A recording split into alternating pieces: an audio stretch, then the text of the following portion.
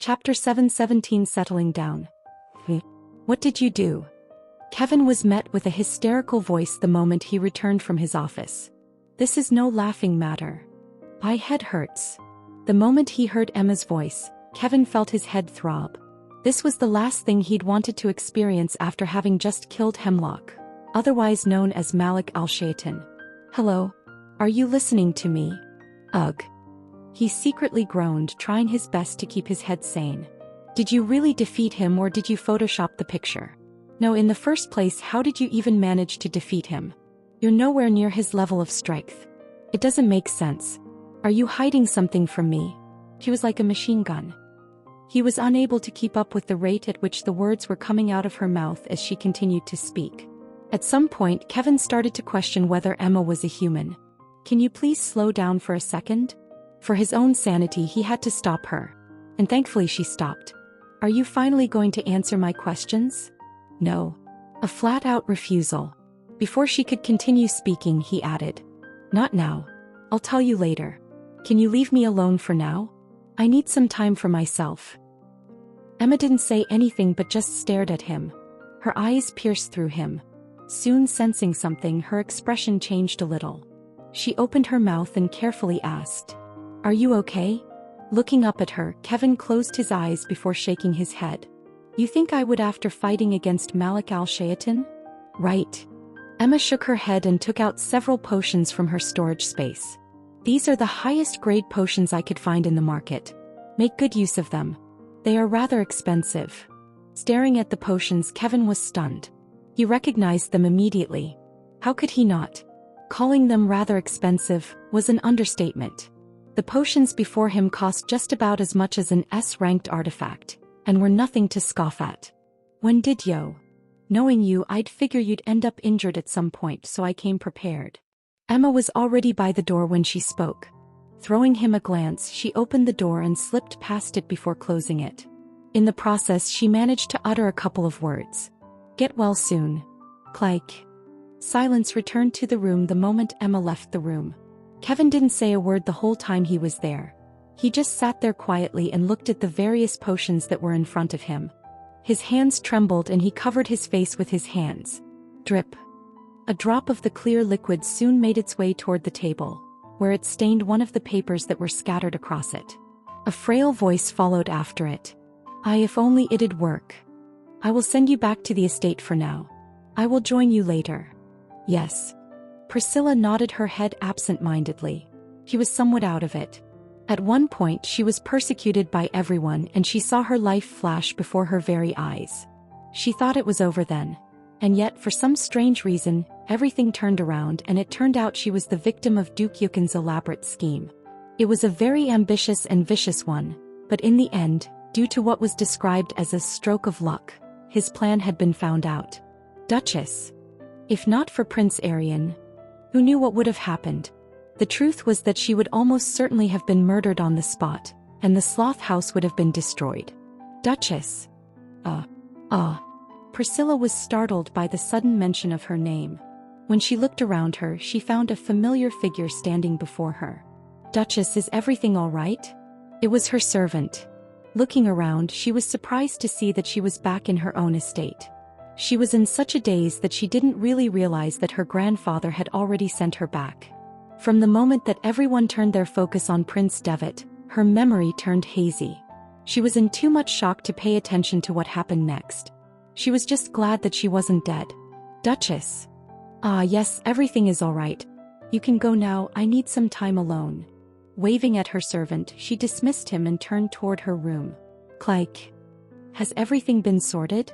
She had just walked into the room and shut the door when she was startled to hear a voice whispering from behind her. It startled the living daylights out of her. Shoo. A hand grasped her face before she could utter a single word. Her eyes widened in horror.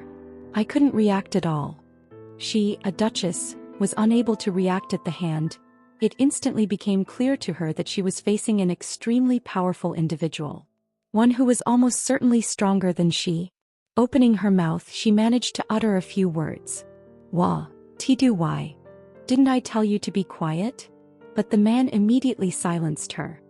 His voice powerfully reverberated inside her ear, and shortly thereafter, a white glow materialized in his hand and traveled directly into her. It all happened so fast that she could only watch as her world turned white. Yo, you. Her eyes widened in horror at that moment. She wanted to struggle, but for some reason she found herself unable to do so. Not like this, fucking. Desperation soon started to surface within her mind, and her vision soon turned black. The last thing she caught sight of before darkness overtook her vision was a pair of deep blue eyes. They seemed familiar. Thump. The Duchess's body limply fell to the ground before my very eyes. Staring at her body, I stretched my body and yawned. What perfect timing. By the time I was done sleeping, she was already back. What convenient timing. As I looked around her room, I quickly located a chair and made myself comfortable there. It wasn't going to be long before she came to her senses again. Judging from the fact that she's still here, it seems like everything worked out perfectly.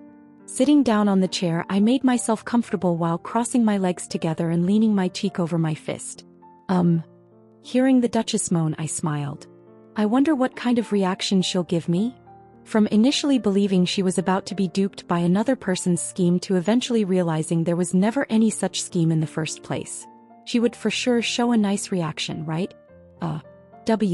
What's going on? Hearing her voice, I smiled. Welcome back, Duchess. Exclamation point. $% carat and asterisk. And carat percent $% carat and carat percent. It's best if I bleep that out of my mind. There were far too many colorful words floating around for me to take note of all of them, some that I'd never heard of before, but at the very least I was able to get the response that I was looking for. Asterisk and carat percent dollar. Asterisk and carat percent dollar. Are you done? As much as I wanted to continue hearing her curses, I decided to stop her. My feelings were starting to hurt. Why oh you? Heavily gasping for air, she repeatedly pointed at me with a red face. I shook my head when I looked at her. Is this how you thank me for all I've done for you? Setting everything up was not easy. Just a little bit of carelessness and everything would have failed. It took several minutes, but eventually the Duchess was able to calm down. She stared at me for a good minute, seemingly unsure of what to say. When I saw how she was reacting, I decided to break the silence. Do you want me to explain what I did? No. She shook her head. I already understand what you did. That's good. I smiled. This saved me quite a bit of time. Removing my cheek from my fist and sitting up, I took one of the seats beside me and pushed it out. Have a seat. Throwing me a glare that seemed to say, why are you acting like that when this is my room? The Duchess eventually resigned herself and took a seat. I waited for her to collect herself before speaking. I've held my end of the deal. Shouldn't it be your turn to do so as well? She still didn't say anything. She just quietly stared at me for a good minute. Thankfully, it didn't last long enough for me to feel uncomfortable as she soon nodded her head. Very well. A look of resignation crossed her face. She looked like she wanted to say a lot of things but eventually gave up. She stood up from her seat. I'll have someone deliver your end of the deal. About that. I stopped her from leaving. If possible, I'd like for you to give it to me personally. It's best that fewer people know about me. Very well. She didn't seem to be that annoyed by my sudden request as she nodded her head. You're very cautious. I have to be. While I was indeed a lot stronger than her and most other dukes with the aid of the demonic blood inside of me, I was still far from being strong enough to match up against the patriarchs of the houses. I wasn't that delusional. In the first place, I wouldn't have resorted to such schemes had I been strong enough. I'd probably just have killed them on the spot or threatened them if that was the case. Sadly, I was still not in the same realm as them and could only opt for such action. Is there anything else you need from me? The Duchess's crisp voice brought me out of my thoughts. Raising my head to look at her, I nodded my head. Yes, actually. Chapter 7:18 Settling Down. Tisk. Coming out of the Duchess's room, I clicked my tongue. I tried at least. Lowering my head, I looked at the 3 other tubes in my hand before putting them away. Moments prior, I tried to negotiate for a devil fruit, but I was flat out rejected by her. In the end, all I could do was leave with my head lowered. I can't be too impatient. I could have negotiated for a devil fruit before, but the nectar was far more important to me. While I wasn't completely healed, I felt far more refreshed than I had in a very long time. I even had a very good night's sleep for once. Plus, it's not like there won't be an opportunity later. You're back. Yeah. As I made my way back to our residence after secretly escaping the estate, I was greeted by the sight of Melissa tinkering with an odd substance. Nothing unusual. Already used to this, I found a chair not so far from her and took a seat. Have you found what you've been looking for? Not really. Melissa shook the test tube in front of her and quietly observed it. Though faint, I caught sight of a couple of bubbles on top. Just what sort of potion was she making? When are we going to leave? When the time comes. The only way back was through Kevin, so until the designated time, we'd be stuck here for a bit more. Thankfully, I'm already finished with what I needed to do, so I guess we can take it easy until the time is right if that's okay with you? That's fine with me. Melissa nodded her head without a change in expression. It seems like she was enjoying her stay here. That's great. I stood up from the seat. Since we have time, it's best we make the most out of it. We've got plenty of time. I had originally assumed that we'd only have about 5 months on our trip over here. While it wasn't long, it wasn't short. However, I only realized later that I had grossly underestimated something over here, and that was the fact that one day here wasn't actually the same as one day back on Earth. The length of a day on this world was significantly different from that on Earth.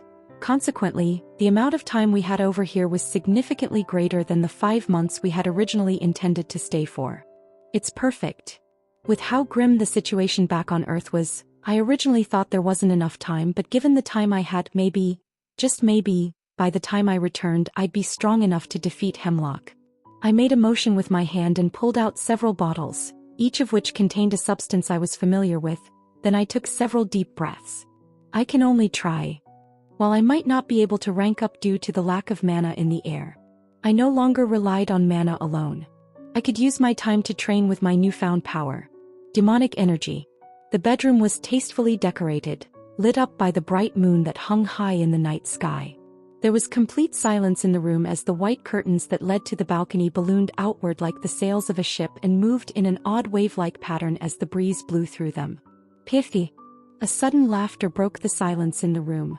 Recalling the face the human made when she rejected his request, Priscilla found herself unable to hold her laughter back. He deserves it for not telling me he'd erase my memories. She was still bitter about it. Even though she did comprehend the reason he acted in the manner that he did, it would have been nice if he had informed her of it in advance. Nonetheless, the past was the past and what was done was already done. She had made the right bet in the end. Thankfully, he was on my side. She shuddered at the thought of being on the opposite side of him. Not only was his strength extremely terrifying, but so were his schemes. All it took him was a single day. In a single day, he managed to do what she had deemed to be impossible. When one looked at it from the Sloth House point of view, then they were the biggest winners. With the other houses busy with the succession war, and the House of Envy being the main target of everyone, the House of Sloth was the one that gained the most from the whole ordeal. Not only did they not lose any of their forces, but they were also the house with the greatest advantage during the upcoming world decree. Unlike the others, they weren't infighting. The more I think about it, the scarier this is. The fact that he had managed to fool 7 prince-ranked entities was enough to prove just how scary of an individual he was. Huh. Priscilla exhaled and gazed at the moon outside. She then brought 2 fingers to her mouth. Huh. Only to realize that she had nothing in her hand. Immediately her face changed. Shit, I forgot to ask the other human for another pack. A figure restrained by chains hung in the air. The world around him was devoid of any light as darkness restrained every inch of his body. He had a lifeless look on his face and the only movement that could be seen was the very slight contraction of his diaphragm. A figure appeared before him. It's been a while. His features were strikingly similar to that of the chained man. No, rather, they were identical. It was none other than Rin. Staring at his other self who showed no reaction to his appearance, Rin calmly sat down in front of him. He didn't say anything and just stared at him for an unknown period of time. It was as though he was trying to check if he was still alive or dead. He eventually let out a sigh and spoke up. Until when are you going to be like this? He received no response. Nonetheless, he continued. I know you want to die, but is that really all there is to it? Do you have no goals that you want to achieve before dying? like perhaps killing Jezebeth for good. Is it because there's something wrong with your mind? Extending his hand, several tubes appeared. Looking straight ahead, he asked, I have something that may potentially help you. I won't ask anything in return, but if it truly helps you and your sanity returns, will you listen to my request? Once again he was met with no response. Is this not enough? Rin took a look at the tubes he was holding in his hands. Even though he couldn't be absolutely certain, he had the impression that if he presented this to his other self, he might be able to help him in a way. Unfortunately, it didn't seem like it enticed him. Or so he thought. Rin felt a sudden twitch in his body, and as he did so, he watched as his other self began to move very slowly, and he raised his head up. Their eyes met, and soon his dry lips parted open. It won't work. His voice was frail, almost feeble, but Rin managed to hear it. Will it really not work? I've tried it before. He responded in a dull manner, staring at Rin in an expressionless manner while doing so. I'm far too broken to be fixed. Rin frowned. He was cut before he could say anything. I'm fundamentally already broken. I'm not something that can be fixed, and I understand that. I have long understood this, but I just want to be thrown away as all broken things should. The frown on Ren's face deepened when he heard his words. They weren't pleasant. And it finally made him realize that there really was no way out for him. His feeble and cracked voice continued to echo within the void. Death is cold, Ren. You and I both know it. To me, however, it's the warmest thing I could ever hope for. Ren bit his lower lips when he heard his words. Looking up at him, he asked one last question. Do you have any fears? This was a question he already knew the answer to, but he just wanted to ask anyways, and as expected, he wasn't surprised by the answer. Fear? I've no such emotion. He paused. No, that's a lie. I do have a fear. And that's the fear of not being able to die. I'm currently relieving my fear every day. And that's all on you. I understand. Rin put the test tubes away and turned around. He vanished from the void without saying anything else. It was at this moment that Rin gave up on his other self. There was no other way for him. And even if there was, it wasn't something that he could do. Chapter 719 Settling Down. A gentle breeze blew past, scattering the leaves of the nearby trees that made up the vast majority of the land. The trees had enormous trunks, and their gnarled, twisted branches stretched up to the sky, intertwining with one another to form a canopy of green. There was a stillness in the air that resonated with the silence that lingered throughout, and the forest floor was like a damp carpet of leaves and earth that stretched endlessly. Visit feebnovel.com for the best novel reading experience.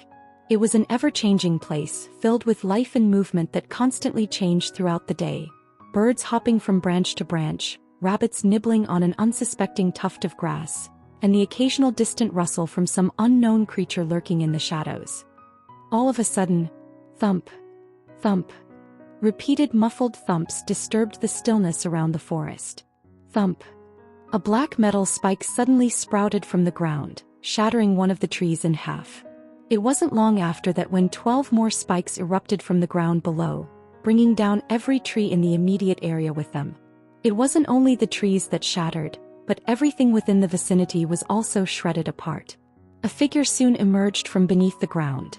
Extending his hand forward, the black spikes that stuck out from the ground slowly shrank back and merged with his hand. Almost there. Jean muttered while retracting his hand. Although he hated to admit it, ever since he contracted with Ren and gained access to demonic energy, his control over the black threads improved by a large leap. And this was only a month into the trip. By the end of the 5 months, things might be completely different. Not bad. A voice sounded from behind, startling Jean, whose head snapped back. The moment he turned, he saw a figure leaning against a tree not so far away from him. She waved her hand. It's been a while. You're a lot more handsome than I expected. It's you. He immediately recognized the figure. It was the Duchess. Her appearance immediately made him wary as the thin threads that had receded into his hand suddenly started to cover his hand once more. What are you doing here? Is this how you humans greet each other when they see an acquaintance? The Duchess stepped forward, exposing her beautiful face and pink hair that curled at the ends. Or is it that you're wary of me? Yes, I'm wary of you. Jean didn't deny it. Although he had indeed interacted with her for a bit back in the estate, it didn't mean that he had lowered his guard against her. It was very much still there, and the fact that she had found him when he had come here to train caused him to be even more cautious. How did you find me? He had left to train by himself. Apart from Rin, no one else knew where he was. Actually, not even Rin knew where he was. He probably only had a general idea. The Duchess crossed her arms and smiled at him. Where do you think you are? Jean frowned. He seemed to understand something. You have an artifact that allows you to spot me? Close. Priscilla took another step forward. Extending her hand, she revealed a white orb. I can't really spot you, but this artifact will allow me to scout certain areas from above. With all the commotion you were making, it wasn't that hard to spot you. I see. Jean had a general understanding of the situation. He looked back at her. So, what do you want from me? The Duchess suddenly smiled, her eyes carefully scanning Jin's body. Her lips soon parted open. You should already have an eye. Then no. Jean cut her abruptly. It wasn't hard to guess what she wanted. I already told you I don't have any more to give you. There was no change in the Duchess's expression despite Jin's rejection. She remained strangely calm. Jean wasn't fooled in the least bit by her demeanor. He had already seen her true nature. That's fine. I'm not asking you to give them to me for free. I can pee. Not selling. Motherfucker. The Duchess's expression crumbled and Jean secretly smiled. As expected. He was quite easy to anger. I've come all the way here to greet you and ask you to sell me those sticks, and yet you don't even bother listening to my offer. Am I a joke to you? Not a joke, but a very amusing demon. Jean obviously kept those thoughts to himself and didn't say them out loud. Although he was enjoying himself, he didn't have a death wish. It's not that I don't want to sell it to you, it's just that I've run out. He raised both hands in the air. If you want more, then you'd have to wait until I go back to Earth. Earth. Priscilla's face calmed down the moment she heard the unfamiliar yet familiar word. Is that where you come from? Oops. A slip of tongue. He turned his head and looked at one of the broken trees. What happened to trees? The Duchess stared at Jean speechlessly. Looking around, she found herself unable to say anything. Turning his head, Jean eventually resigned himself. Tapping on his ring, 2 cigarettes appeared and he handed her one. All right, have one. Oh. The Duchess's eyes lit up. She didn't even hesitate and went ahead to grab the cigarettes. I said one. Jean retrieved his hand when he saw her attempt to take both cigarettes. He immediately placed one in his mouth. What an arrogant demon. Tisk. The Duchess clicked her tongue and snatched the cigarette. Placing it in between her 2 lips, she flicked her finger and it soon lit up. Puff. The scent of smoke lingered in the air as it slowly diffused into the air. Lowering her hand, the Duchess exhaled. I needed that. Busy? Jean asked, taking a small puff of his cigarette while leaning against a tree. The Duchess looked at him and nodded. Very. After what your friend, leader, or whatever he has pulled his stunt, a lot of things changed. Although most of them have been good, it's still a lot of work. I only just barely managed to get myself some free time. I can understand. Jean somewhat understood her predicament. Back on Earth with his guild, he too was burdened with a great deal of responsibility. Sometimes all he needed to do was take some time off and relax by himself. It was also why he started smoking. It helped him relax a lot. He probably wouldn't have picked it up if it weren't for the fact that he was in such good shape. Also, given that it didn't hurt him in any way, he reasoned that it was a pleasant way to unwind. Say. The Duchess suddenly spoke up and he turned to look at her. How long are you planning on staying in this planet? About 4 more months. That little? Not up to me, so there's not much that I can do. I see. The Duchess thoughtfully nodded her head before taking another puff of her cigarette. She looked at the slowly diffusing smoke in the air. Do you know there's a bounty on your heads? From His Majesty himself. Yeah. It was mentioned in the discussion that took place inside the mansion a few weeks back. What about it? The Duchess looked at him strangely. Are you not afraid that I'd backstab you and report you to His Majesty? Jean didn't answer immediately. Taking a puff of his cigarette, he lowered his hand and exhaled. You can try. The Duchess raised her brow. She carefully studied Jin's face before speaking. I don't know whether you're bluffing or actually serious. Think of it as you want. Tapping the tip of the cigarette, Jean showed no change in expression. If you didn't figure out his intention in helping you, then you must be pretty stupid. What did you say? Priscilla furrowed her brows. Jean didn't mind and asked. Do you really think he didn't think things through when helping you? What do you? Jean rolled his eyes. It really did seem like she didn't think things through when signing the contract. The moment he helped you was the same moment he roped you into his side. Regardless of whether you report him or not, you've directly benefited from him. Whether you like it or not, you've unofficially allied yourself with him. Jean, as the heir to his guild, found himself in a variety of similar situations. Naturally, he grasped the concept of what Rin was trying to accomplish with his actions. Although he had asked for a heavy price for his cooperation, he didn't push it as much as he could have. If he wanted to, he probably could have asked for a devil fruit, but he didn't. The reason for this was because he had intended to provide assistance to them right from the start. This was especially the case after he found out that the Patriarch was away. He probably would have seen through his intentions. Let's say the Demon King forgives you for working with him, what about the other demons? Do you really think they'll treat you the same after learning you've worked with the enemy to cause chaos with the other houses and benefit from it? Jean flicked the cigarette in his hand and stomped on it. Whether you like it or not, you're now on the same ship as us. Although your grandfather didn't say anything, I'm sure he knows that something is up. I suggest you talk with him before he meets him directly.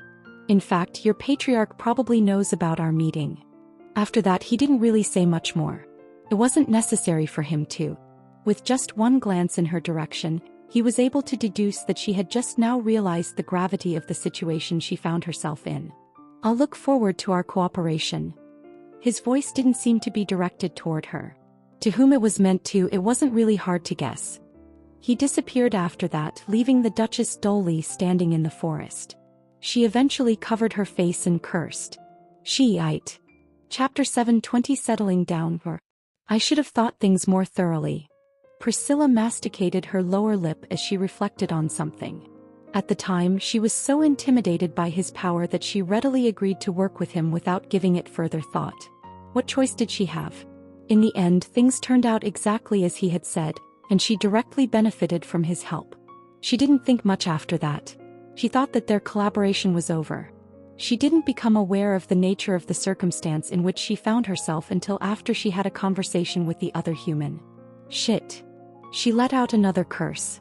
Her footsteps eventually came to a halt in front of a substantial wooden door. It was a door that she had been to numerous times before. To talk. She knocked on the door once. Come in. As if expecting her, she heard her grandfather's voice and she pushed the door open. She didn't say anything and kept her head lowered. She just waited for her grandfather to say something. What have you come here for? She didn't have to wait long to hear his voice. Raising her head, she bit her lips once more. Just as she was about to say something, her grandfather's words rang. Have you come here regarding what happened a month ago? She raised her head in surprise. How did he know? Setting his pen down, Prince Valing smiled. You think I wouldn't know? It was very obvious from the start that something must have happened since I know very well of your capabilities. He continued. Although you are powerful, in no way are you capable of defeating 7 Duke-ranked demons. Especially by yourself. He lowered his head, eyeing her directly. If our secret forces were used, I'd know. Priscilla lowered her head. Indeed, the other houses might not suspect a thing because everything was directly pointed toward Duke Yukon. But her grandfather must have suspected that something was up because the gallbladder that she brought back with her was missing. Since her uncle must have previously reported that they had brought one back, when he realized it was no longer there and everyone seemed to have completely forgotten about it, he must have realized that their memories had also been tampered with. Plus, the fact that a sizable amount of nectar had vanished was a significant indication that something had transpired. It really wasn't that hard for him to suspect that something had happened. Thankfully, things worked out in their favor. At first I suspected that the other party acted on their own since your memory also got distorted, but... He retrieved a mirror from one of his drawers and turned it toward her. I'll look forward to our cooperation. That petty bastard. Hearing the familiar voice, Priscilla knew that she was busted. As expected. Her grandfather already knew everything. He still had so much to learn. What do you think I should do? She raised her head in surprise. Unexpectedly, instead of getting angry at her, he asked for her opinion. "You're not angry?" He smiled, putting the mirror back in the drawer. "That'll depend on your answer. If you can give me a satisfactory answer, then I won't be mad, but if you don't..." Her grandfather's eyes suddenly blackened. All of a sudden, the pressure inside the room started to increase dramatically, and Priscilla found herself unable to take a breath. Compared to the human, this pressure was far worse, on a level that made it seem as though the pressure given out by the human was insignificant. The only thing she felt was pure dread at the moment. He didn't need to continue the sentence for her to understand what he meant to say. Thankfully, the pressure didn't last for long, and she was soon able to catch her breath. Hap, hop. She felt sweat run down the side of her face as she clutched her chest and clenched her fists. Swallowing a mouthful of saliva, she recollected herself and raised her head to meet her grandfather's. He looked back at her. His gaze and expression were as calm as they had always been. It was this feature that made him so terrifying to her. "We have two options." Priscilla started to speak. She had already thought about the situation on her way back to the estate. Thus, she wasn't completely unprepared. "The first option is the obvious option. We report everything to His Majesty. In doing so, we'd have to disclose everything that had happened and gain his protection." She paused and looked at her grandfather. "Unfortunately, the moment we disclose the information, the other demons will probably become aware of what happened, whether it gets leaked by the humans or eventually found out due to the actions of the Demon King. It is highly likely that what happened will spread." She originally thought this wasn't going to happen, especially since they had signed the mana contract and agreed to keep silent regarding their cooperation. Unfortunately, once again opening up the contract and reading its contents, she realized something. From the moment the contract is signed, both parties will be unable to disclose in any shape or form any information regarding the transaction that occurred between both parties. "I've been duped." She never thought there'd be a loophole, especially considering how thoroughly she had looked through the contract, but when she thought back on it, she could recall a few of his words. "Sorry for my tardiness. I had to deliver a letter." "You don't mind, do you? If this wasn't a hint, what was?" He had purposely said it back then for her to eventually realize when the time came. The foresight he had made her shudder, and she realized that she was truly helpless. As soon as the other demons learned about what had occurred, they would begin to be shunned and targeted by them. Irrespective of whether or not they were tricked or not. The fact that they had collaborated with an individual who was regarded as an enemy and remained silent throughout this entire process was sufficient justification for them to look for trouble and target their resources. "We could set up a trap and lure the human to us and capture him, but..." She didn't dare think any further. She'd already witnessed firsthand the human's capabilities. He was crafty and powerful. He wasn't someone who'd fall for their scheme. "I understand." Thankfully, her grandfather seemed to have understood something. "Explain to me the second option." "Okay." Priscilla complied.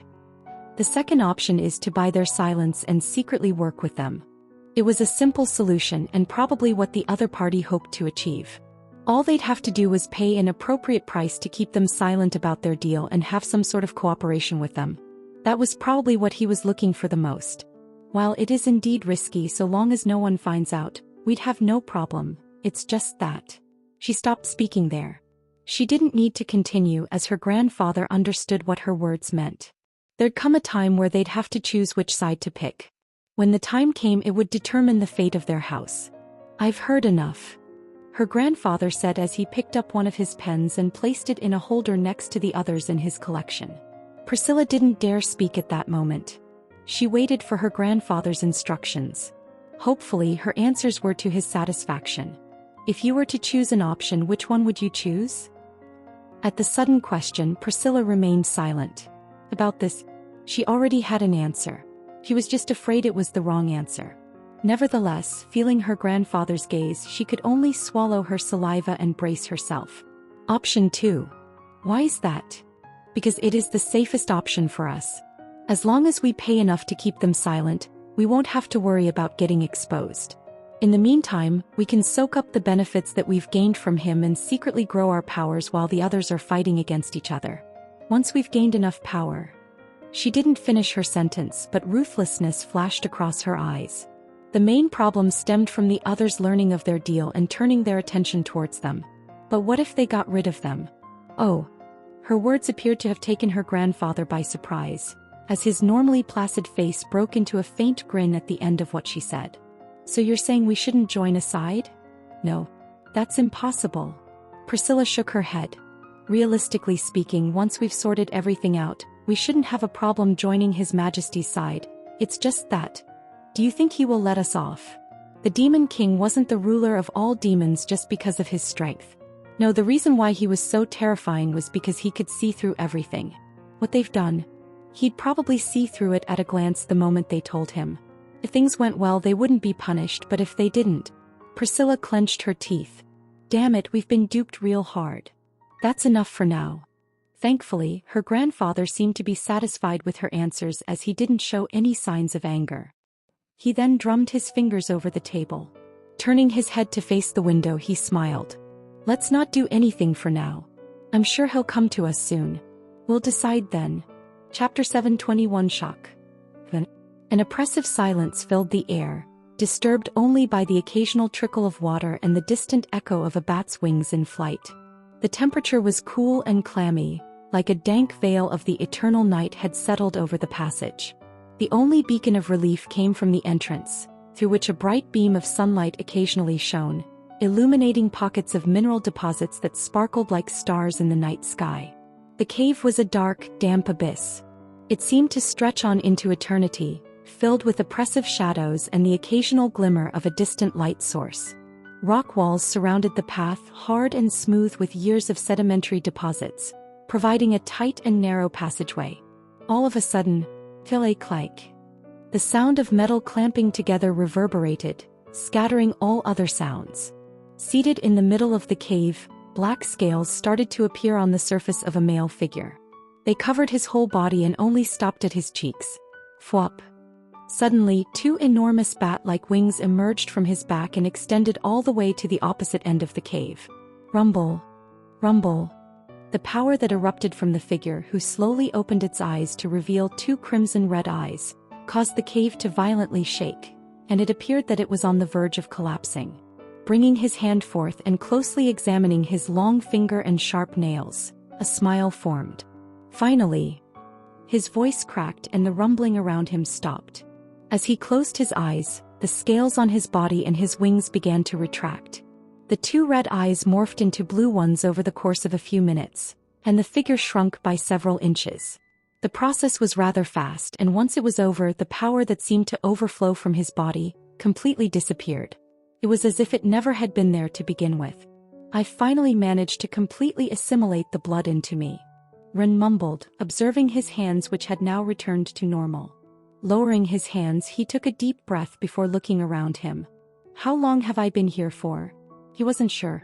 He had lost track of time while trying to assimilate the blood and the nectar. The only pity was that he was still SS-ranked.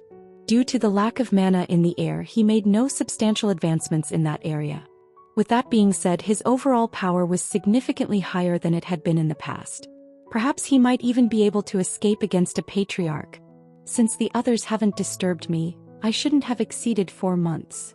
Since he needed to get back to Earth and still had one more thing to finish, it would be inconvenient for him to stay there for any longer than that. They should have realized by now, right? Rin suppressed his urge to smile. Thinking back at what he'd done, he couldn't help but shake his head. If he continued like this, those around him would start having trust issues. Cracking his back and neck, Rin stretched his body and made his way toward the entrance of the cave. Alright then, let's get this over with. Sloth Estate, Prince Valing's office. It had been about 3 months since his discussion with his granddaughter, Priscilla, and about 4 months since the accident. During that time, many things changed. As expected, the moment the world decree happened, they came out the biggest winners. It wasn't even by a small margin. It was convincingly so. Everyone was able to take part in the harvest, with the exception of the patriarchs, and those who were successful in gathering their share received it. Usually, it'd be the House of Envy that would come out with the biggest gain, but this year was different. Under the suppression of the other houses, they were barely able to scrape up one fruit. The other houses weren't much better off. Due to all the infighting, many tried sabotaging each other in order to get credit and lead the succession war. It didn't need to be said about their harvest. In the end, under his granddaughter's leadership, The House of Sloth emerged with the biggest gain of all. Best of all, none of the other houses said anything since they all understood that, had it not been for that stroke of luck on Prince Arian's side, they would have been the biggest losers. Because of this and the fact that they didn't have time to be jealous, everything went smoothly. How long are you planning on watching? Prince Valing calmly set his pen down and looked up. Not long after, a figure appeared from out of thin air and pointed toward the seat opposite him. Do you mind? Go ahead. Thank you very much. It was a simple exchange. A friendly one. Pushing the chair back, Ren sat down. He looked around the place before turning his attention back to Prince Valing, who looked back at him with a calm expression. There were hints of curiosity in his gaze. You don't seem surprised? He asked. Should I be? No. Ren smiled and shook his head. I've made my intentions pretty obvious. Of course you wouldn't be surprised. He leaned back on the chair and drummed his fingers over the wooden armrest. I'll cut straight to the chase. Have you come up with a decision? No.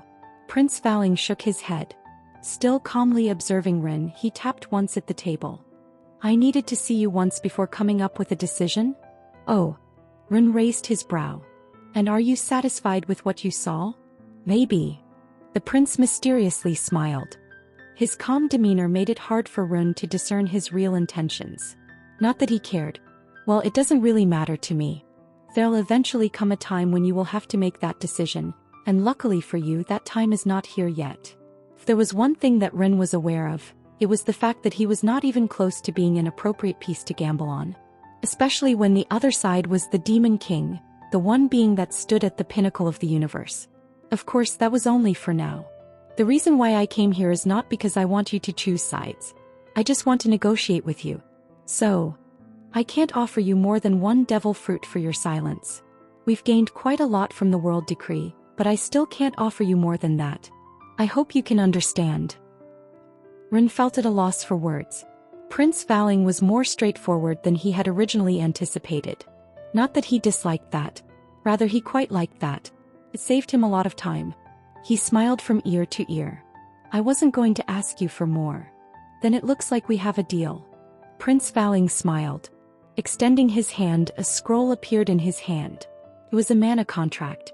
I prepared this beforehand. You can have a look at it yourself. He's come prepared. As expected, it isn't easy to fool someone like him. Priscilla was enough of a warning. Smiling, Ren took the scroll and read through its contents. In the meantime, he heard the prince's voice in the background. It was tinged with amusement. Have a look and see if there are any loopholes. Of course. Ren didn't appear to be bothered by his words and read the contents with great attention. Because he was simulating all possible outcomes through the chip in his head, it took him approximately 10 minutes to complete each line. Only when he was satisfied with it would he go to the next line and repeat the same process. Overall, it took about 2 hours for Ren to read just about 12 lines. Throughout the entire time, the prince didn't interrupt him and answered any question that he had. The process was rather smooth. All right then. Feeling content with what he heard, he signed the contract. A glow appeared and a mana contract between the two parties began to take shape. Because the contract was of the highest possible quality, the instant that it was activated, Ren experienced a heavy feeling in his heart. Looks like we have a deal. As soon as Prince Valing saw the contract floating through the air, he opened a drawer in his desk and took out a small box, which he promptly gave to Ren. Here's my end of the deal. Thank you very much. After retrieving the box, Ren cracked it open only a little bit. After looking through the narrow opening, he was content with what he saw and decided to close the opening. He was very satisfied with what he saw. The trip was worth it. I heard you will be leaving soon. Prince Valing's voice echoed once more. Raising his head, Ren put the box away and nodded his head. Yes, I'll be leaving in less than a few days. It's about time that I go back. I see. The prince nodded his head with a smile. Turning his head, he gazed toward the window, his thoughts unknown. When the time comes that the two of us meet again, I hope you won't disappoint me. Ren didn't say anything. His smile said it all. Standing up, his figure quickly vanished into thin air. A few words lingered after his departure. Let's hope I'll meet your expectations then. Chapter 722 Shock. Thump. A silver stake tore through the air and directly pierced through one of the targets that were located some distance away. One more. If one looked closely, one noticed that next to the arrow were several other arrows. They were all distanced just about the same distance from each other and covered each one of the rings above the bullseye's mark. The only spot left was the bullseye. So long as she got that, she'd get the perfect score. Amanda drew her bow. It was a big bow. Significantly heavier than any bow she had ever used before in her life. It was also a great deal more powerful than the majority of them, with the exception of her current bow. A gentle breeze flew past the area around her, bending the grass ever so slightly. She didn't pay attention to her surroundings. Her sole focus was the target in front of her. More specifically, the bullseye. The only area that she didn't fill yet. Her OCD was flaring up. She needed to hit the target and fill the empty spot. She couldn't afford to miss. Whew. She inhaled deeply and focused on bringing calm to her mind. As time passed, everything that was once moving around her became completely still, and the only thing that she could see was the target. The wind blew once more, scattering her hair lightly. He paid it no mind. She was waiting for the breeze to subside. The wait didn't last for long. The surrounding turned still and her fingers raised. The arrow was about to leave the string. It was just an inch away. Click. Amanda, are you here? Someone suddenly entered and Amanda's concentration broke. Thump. A whistling sound arose. The arrow flew through the air at a tremendous speed and struck the target dead on. Only that. It didn't hit the bullseye. Amanda blankly stared at her bow before looking back at the target. Oh, it looks like you're training. Rin, who had just walked in, turned his attention to the target, totally oblivious to what he had just done. A storm was brewing. Looks like you've improved a lot. He was rather impressed. Anyways, I'm here to tell you that we're about to leave soon. We need to leave in a couple of hours since it'll take us a while to get to the right plaque. Bang. Amanda abruptly smashed her bow against the ground. Damn it. Fuck. She let out a string of curses before turning her gaze to Ren, who looked at her with a combination of utter dread and horrified fascination. He took several steps back. Let's talk about this. Crunch. Juices flowed down her chin. Throwing the apple in her hand and catching it again, Priscilla soon took another bite. She glanced at Jean, who was meditating not so far from the tree branch she was sitting on. Crunch. Hearing the crunch for the nth time, Jin's left eye twitched. He opened his eyes and cast her a glance. Aren't you supposed to be busy? I am. Priscilla said, taking another bite of the apple and further irritating Jean. If you're busy, then why are you still here? Can't I be? Crunch. The apple was rather juicy. You're doing this on purpose. Jin's expression started to change. Lowering his head, he glanced at the area around her. It had over a dozen apple cores. Huh. He had to take a breath. It had been roughly 5 months since he had arrived on this planet, and the one thing he deeply regretted doing was giving the Duchess her first taste of a cigarette. Ever since that day, she hadn't stopped hounding him. At first, she probably came for just the cigarettes, but lately, it seemed like she just likes to make his life more difficult. He sighed when he thought that far. Thank God I'm about to leave. If not, I don't know for how long I'll be able to handle this. His patience was running thin. Well, whatever patience he had, since he couldn't even beat her to begin with. Want an apple? The Duchess offered, only for Jean to wave his hand and refuse. I'm good. You afraid I poisoned it? Yes. How rude. The Duchess hopped off the tree branch and moved toward Jean. Her every movement exuded boundless charm, but it had no effect on him at all. She stopped a couple of inches away from him. Have you finally thought of a price? Again with that? Jean stood up from his spot and covered his face with his hand. I told you I'm not selling anything. If you want some, come to Earth. If not, be on your way, I'm going to go back now. He patted his body and prepared to leave, surprising the Duchess. You're leaving? Yes. My time here is over. Jean nodded, feeling a bit relieved that the trip over here was finally over. He had learned and improved quite a lot here. Especially with the demonic energy lingering in his body, which increased his perception over his mana control. But, as good as it was, he wanted it out of his system as fast as possible. It was a bit too much for him to handle. Why is it only now that I learn that you're leaving? The Duchess didn't seem to take the news of his sudden departure very well. We've known each other for the past 4 months. I think I deserve to know. Did you now? All he could recall was her bothering him for the past 4 months. If it wasn't the annoying sound of apples being bitten or the constant nagging about selling her the cigarettes, she'd find a new way to find trouble for him. He was really looking forward to leaving. Throwing her one last look, he waved his hand.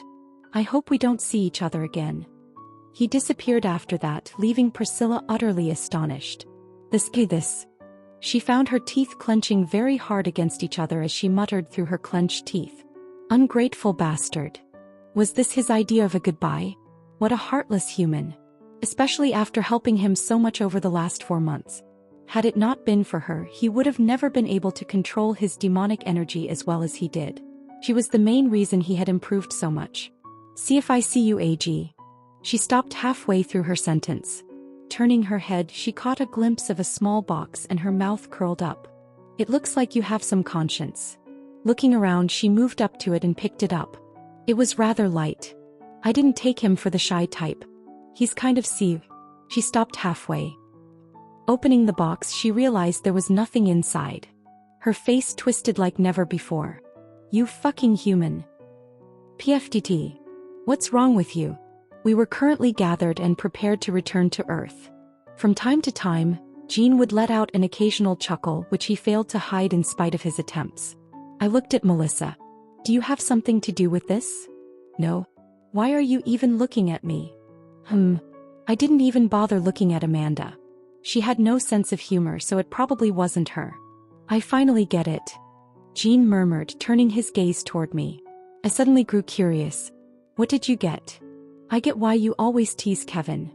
Huh. I was caught off guard by his words. What was he on about? Did the demonic energy finally consume his head? Me tease Kevin? I'd never do that. He didn't elaborate any further and just laughed. His behavior made me even more curious, but seeing that we didn't have much time left, I decided to let it go. I'll just ask him when we return. What was most important at the moment was returning. Thinking back at what would await me back on Earth, my mood sobered up. I hope Kevin was able to stabilize the situation.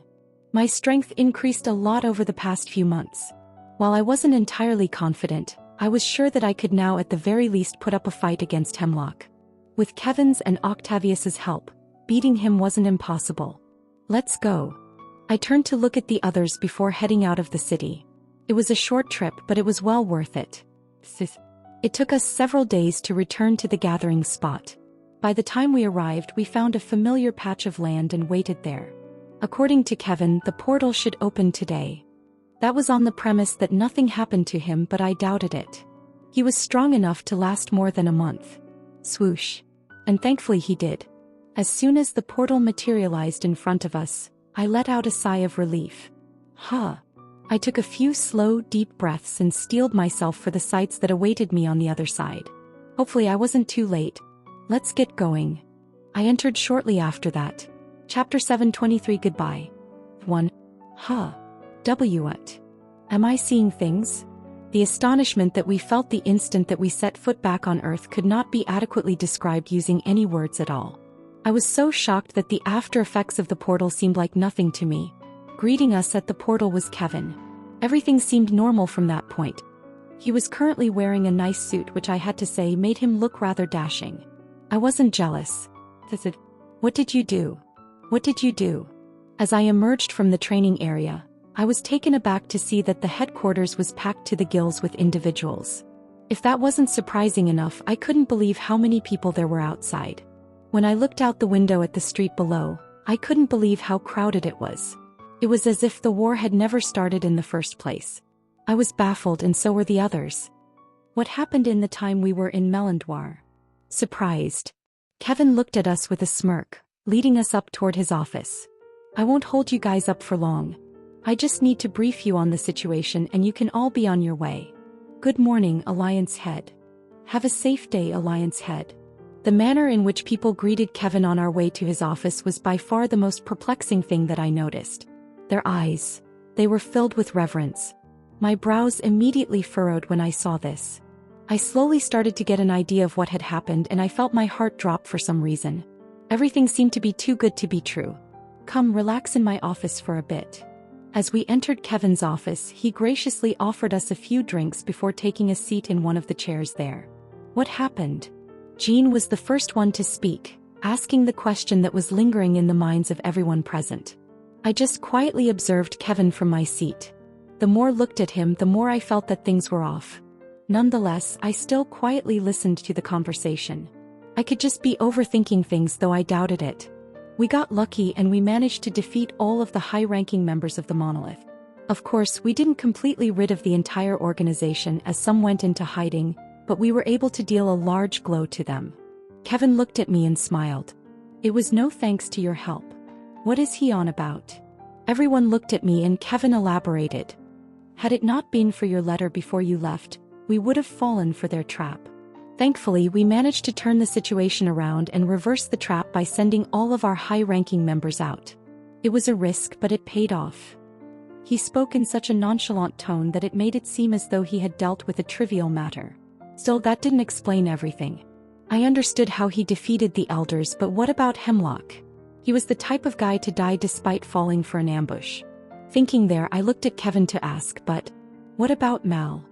What's up with you guys? Why do I feel demonic energy all over your body? I was interrupted by Kevin, who stood up and looked at us with a frown. After he waved his hand once, a shadowy radiance began to emanate from each person's body. He turned his head to look at me. Seriously? He wasn't impressed. I shrugged. I had no choice. The demonic energy was far too thick over there. I wouldn't have made them sign a contract if they could have handled it. Echi. Kevin let out a long sigh. This is rather troubling. He grumbled.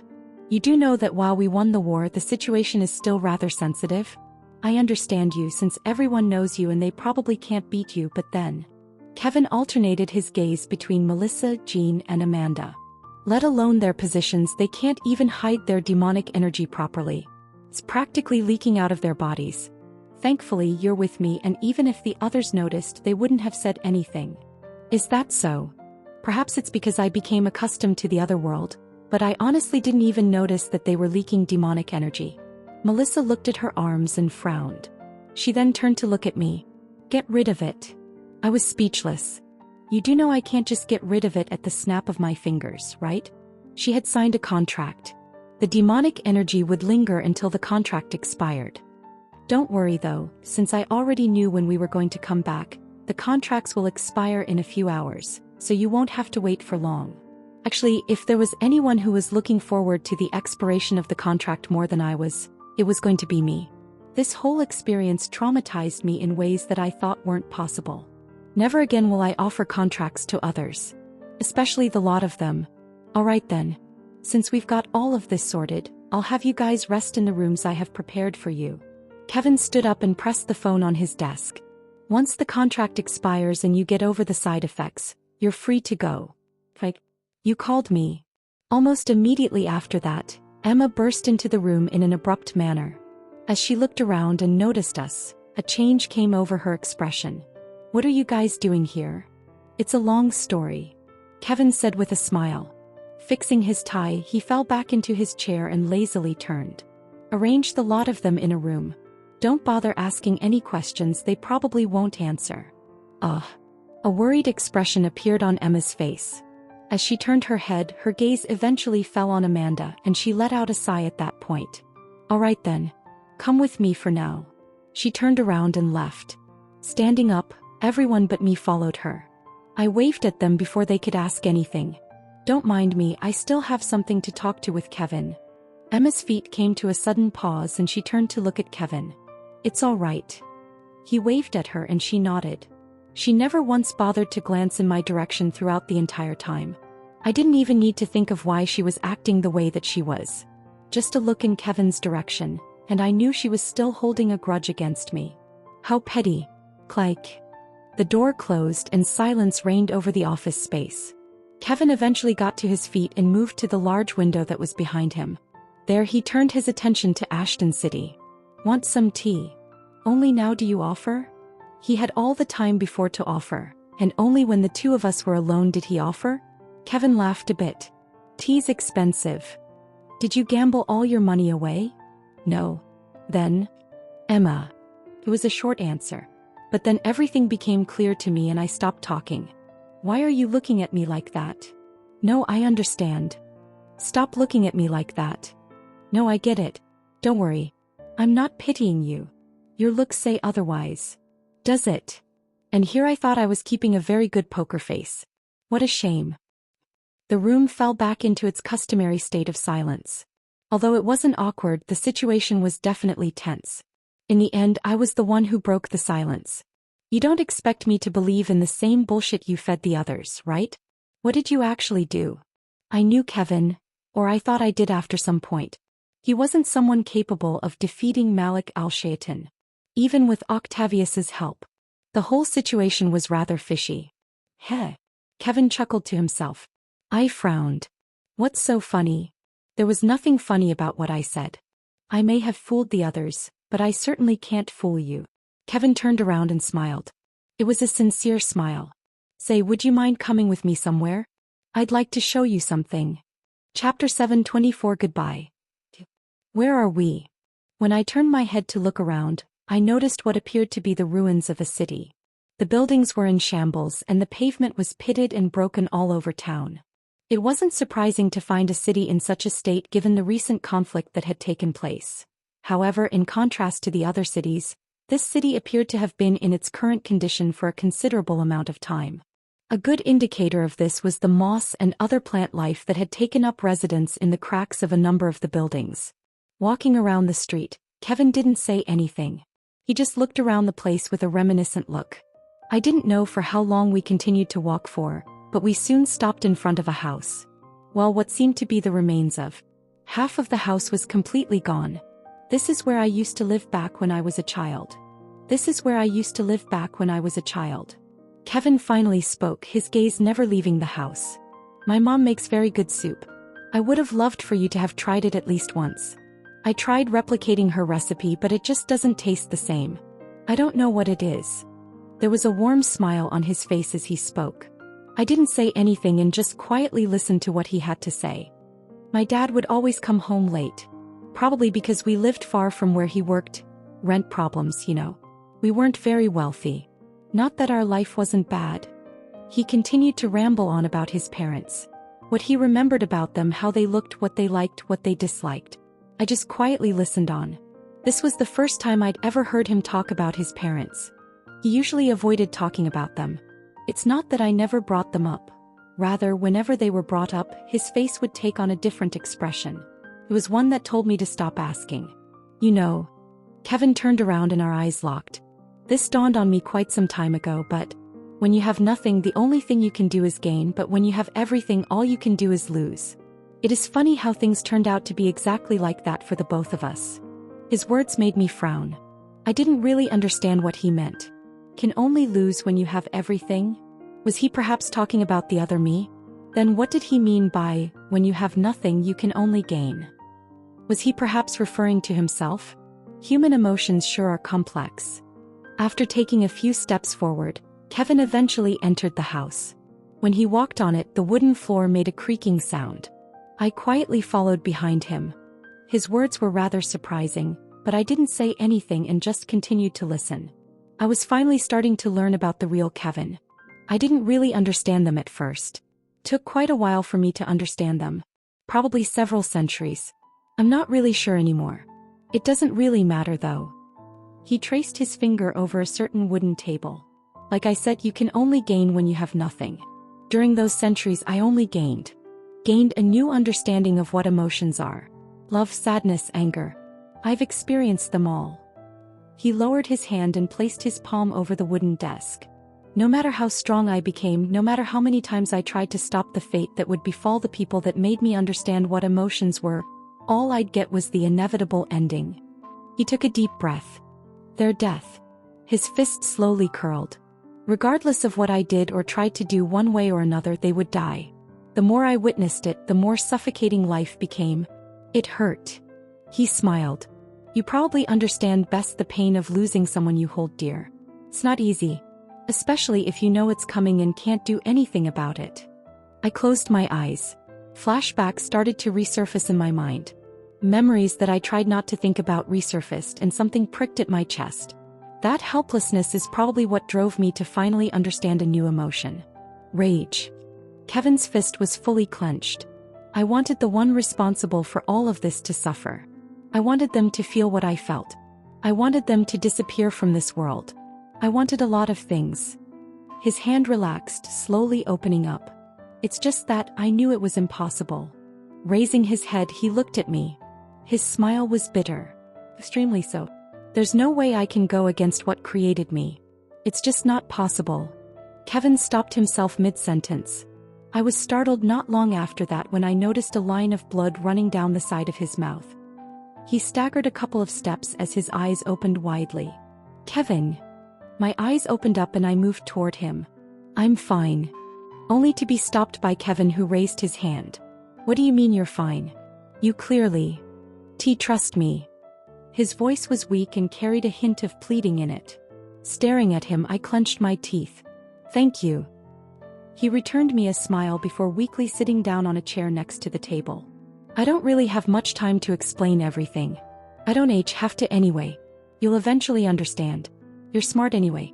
I'm sure you'll come to understand with. No, I'm sure you already have an idea. Kevin grimaced as he rubbed some blood off his chin and looked at me while shaking his head in bitterness. There's not much that I need to say.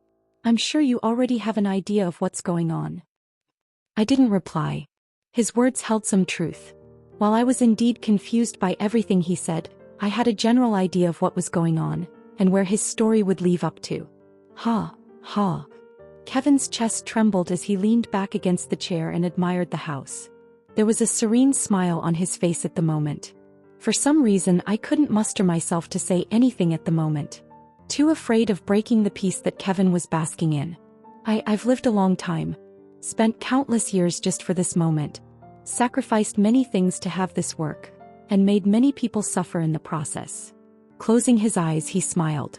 I got a lot of things that I don't deserve or are too good for me. Even if I try to distance myself away from them, they keep sticking to me like glue. Heh, I'm no good guy. But hey, who is?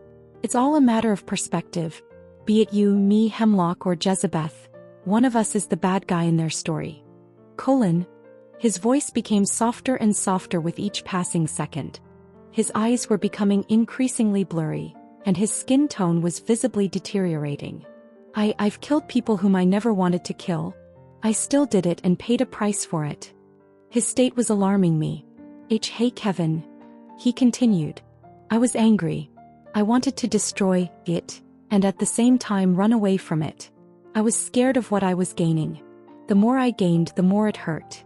Unlike you, who slowly started to lose, I continued to gain. The pain got worse with time and I couldn't stop it. I wanted it to stop but couldn't. He weakly raised his head. Remember, from this moment forth, nothing will be the same. Everything will change and you'll be at the center of it. All the dots will start to connect, and whether you wish to die or destroy the records, it's up to you. I'd love it if you did. After all, it would all be in vain if you didn't. I've already done what I've set myself to do.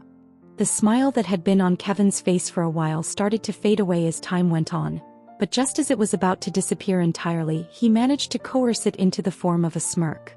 I still think I'm a push. He never got to finish his sentence. By the time he forced a smile, his heart had already stopped. I didn't know how long I just stood there, staring at Kevin, who was quietly resting in the chair with a tranquil look. He looked to be sleeping. And he was. It's just that. It was the type of sleep where one wouldn't wake up afterward. Ha. My chest trembled. Raising my hand, I clenched my clothes. A familiar pain resurfaced within me. My eyes started to sting, but nothing came out of them.